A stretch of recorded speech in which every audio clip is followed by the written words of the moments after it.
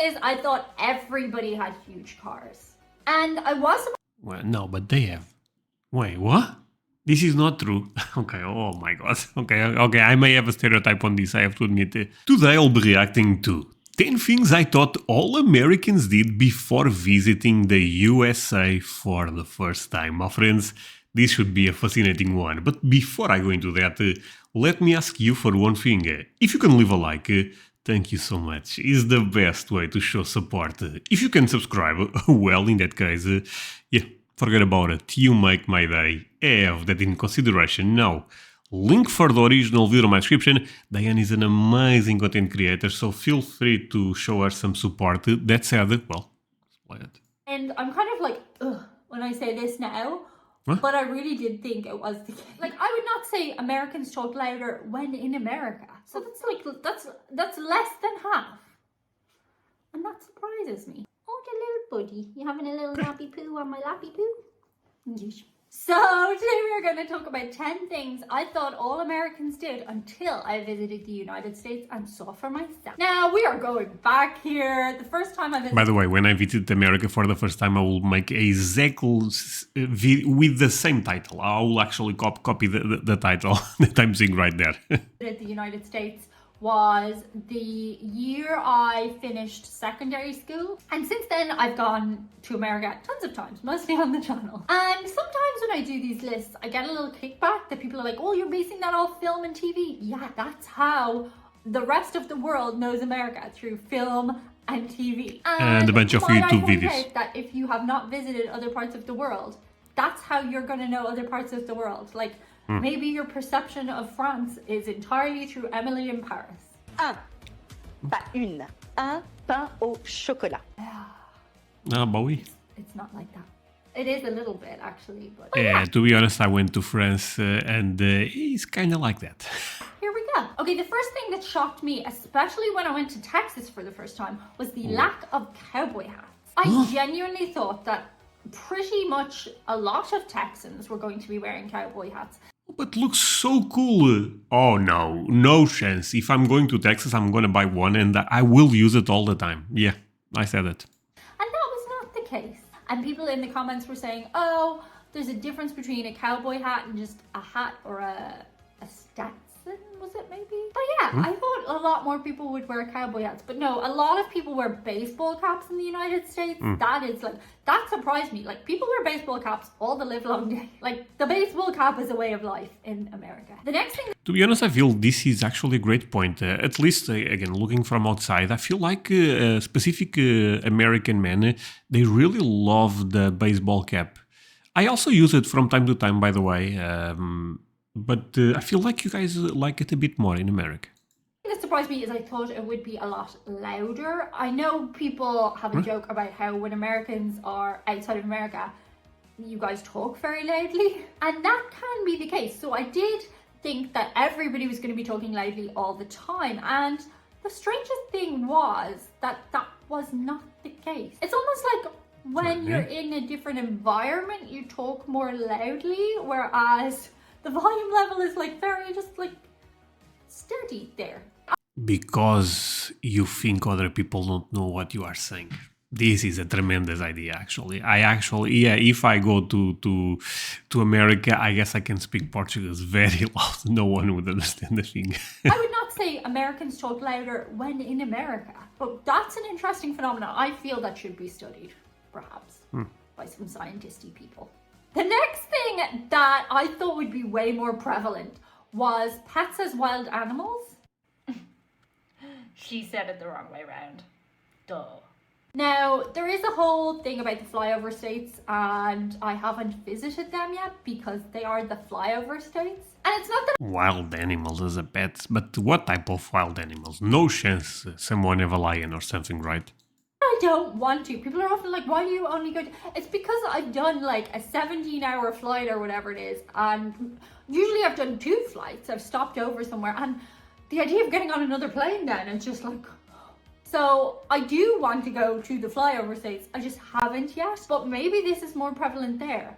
wild animals as pets. I've seen a lot crazy. of documentaries and stuff where people have like monkeys or tiger cubs or raccoons as pets. And I've yet Okay, I mean, those are fine, I guess. to meet an actual person who has one of those things as pet. Do you have one? Let me know below in comments.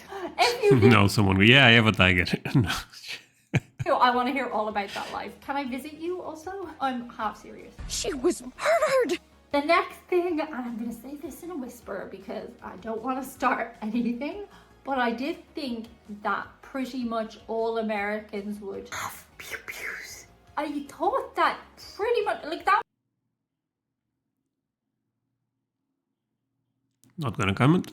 was the idea you get when you watch film and television, is that everybody has one, or every household has one, and that's just the way of life. But that's actually not the case at all. Like, most people seem to not have. Actually, that's a statistic I wouldn't mind looking up.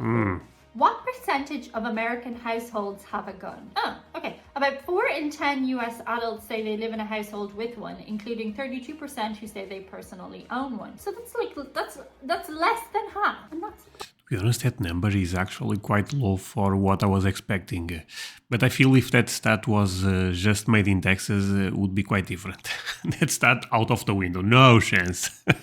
surprises me. Just a little reminder, maybe you want to give yourself a gift this Christmas of channel membership or Patreon. Over there you can get rewards like bonus videos, join in a Skype hangout every month, get badges and emojis, or even get a personal video message from me and Chewy. By the way, I Give never yourself promote the my gift Patreon. of us But this I have people there, Christmas. so if thank you're you. not in a position to do so, like, comment and subscribe. That is a fantastic gift for us this Christmas. The next thing is, I thought that when I was in America, most Americans would identify as American. Okay, so we get that when people come to Ireland, for example, they're going to be like, oh, my family is part Irish, my grandmother, my great-grandmother.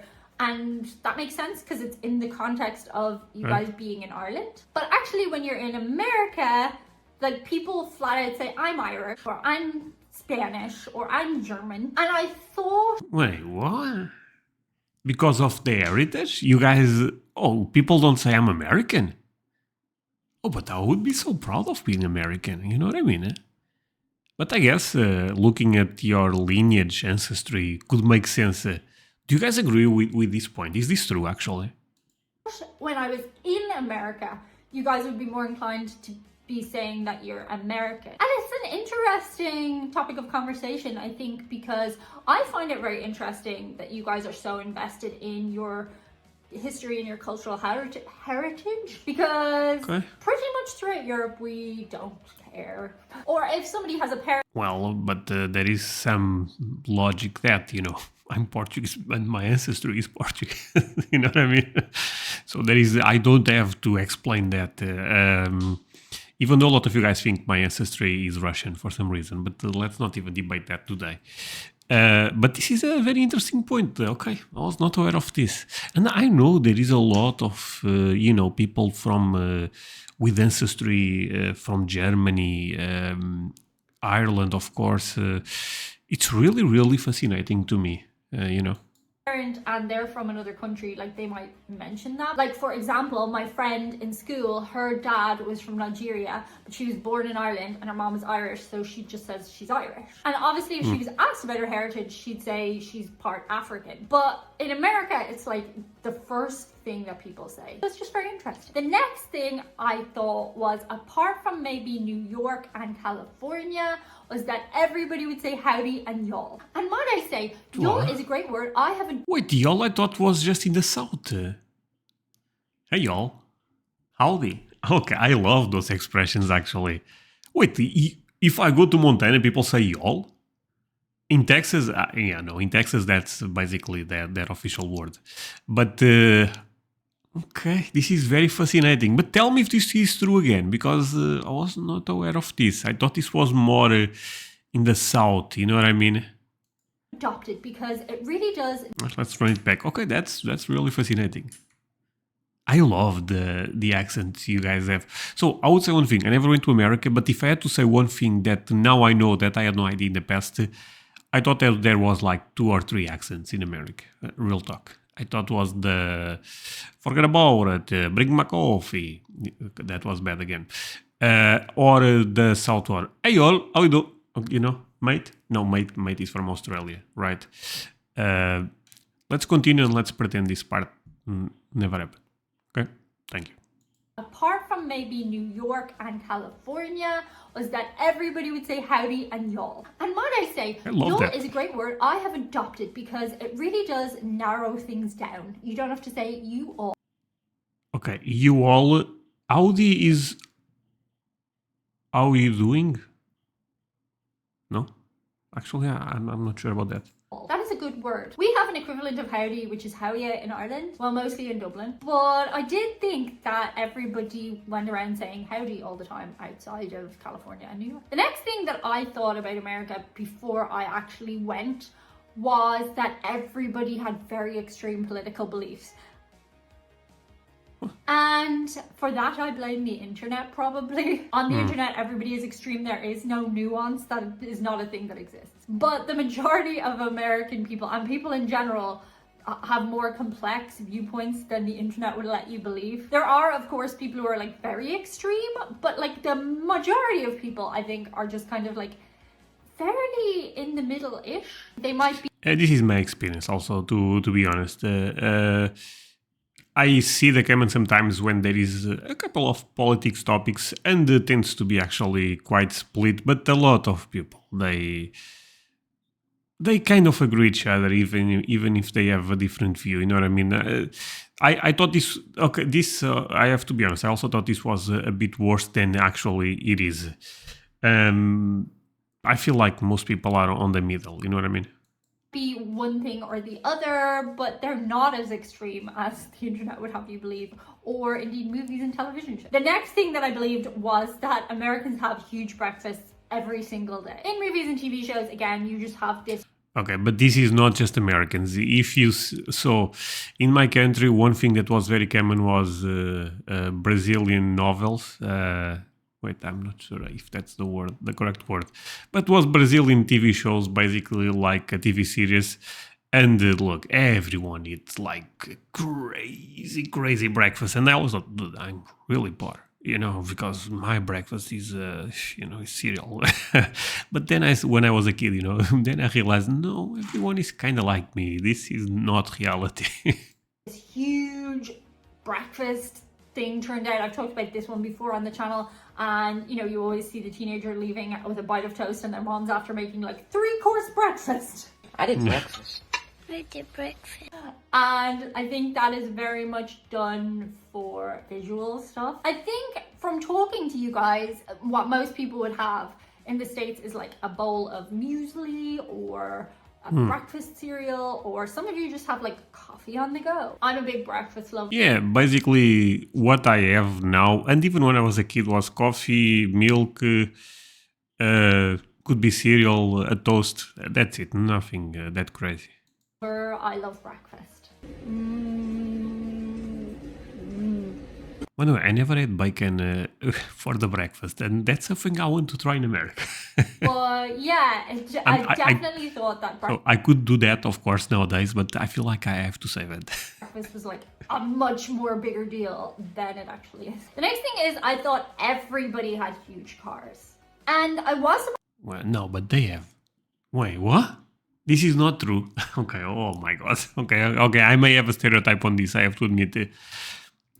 No, but SUVs, they sell like crazy, and pickup trucks, they also sell like crazy, right? No? No, I believe they are the most... okay, let's see it.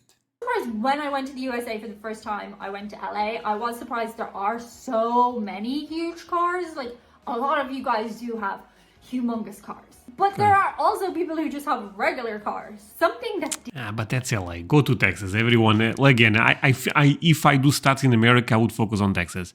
That makes no sense. I know, but that's the America I like to think about. It take me by surprise is how prevalent Teslas are in the last 5 years. Like, there are so many Yeah, he's also, they are appearing a lot in Europe also. Teslas in the United States, and that's not something that's reflected so much to us here in Europe. The power. Nowadays, it's different. Tesla is This video is a bit old. huge thing in the US. But not everybody has huge cars. Some people just have regular cars, like little Fords. Or... See, but that's the crazy thing. Tesla is not a small car for us. You know what I mean? So that's why I think we are missing some definitions here. Little Nissans are, I'm not really good at car brands, but they're just like normal cars. They're not like humongous cars. And the number one thing, and I'm kind of like, ugh, when I say this now. Yes.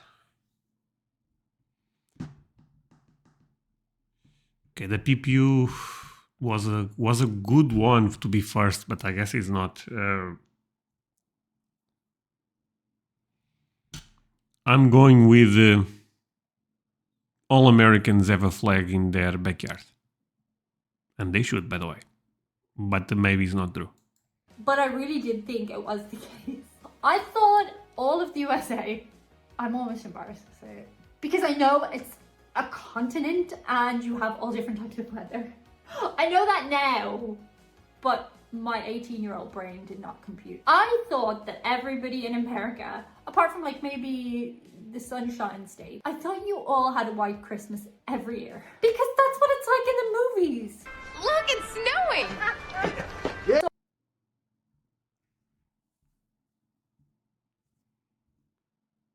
This is not true.